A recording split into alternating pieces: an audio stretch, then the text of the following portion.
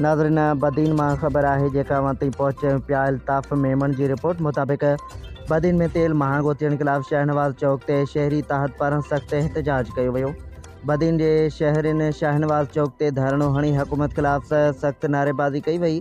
उन्हनि नारेबाज़ी कंदे चयो त मौजूदा हुकूमत तेल महांगो करे पंहिंजे मुल्क की अवाम सां वॾी नाइंसाफ़ी कई आहे। ग़रीब अवाम खां हिकु वेलो मानी जो भी खसियो वियो आहे। तेल महांगो करण सां फिलफोर खाधे पीते की हर शइ महांगी थी चुकी है। मज़दूर तबको विचोलो तबको सख्त मुतासिर थियो आहे। बदीन में 7,000 खां वधीक रक्शा आहिनि। हर वक्त शहर में रक्शाउनि जे करे ट्रैफिक जाम रहंदी हुई।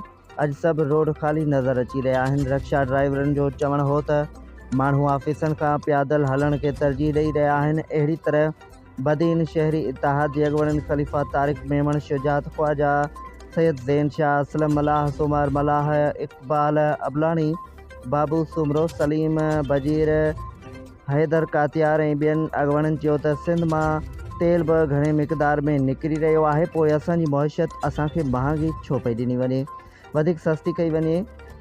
जॾहिं त इमरान ख़ान जे दौर में हुकूमत में 12 रुपया तेल महांगो थियो हो। मरियम नवाज़ एहतजाज कया हुआ ऐं चयो वियो हो त तेल महांगो करे अवाम ते महांगाई जो बम केराए इहो वज़ीर आज़म चोर आहे। अॼु वज़ीर आज़म 460 रुपयनि ते तेल पहुचायो आहे। उन ते मरियम नवाज़ ऐं ॿी हुकूमती टीम ख़ामोश छो आहे।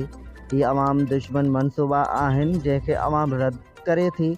अवाम जो मुतालबो आहे फिलफोर तेल जा अघ घटायो वञनि, न त पूरे मुल्क में एहतजाज कया वेंदा।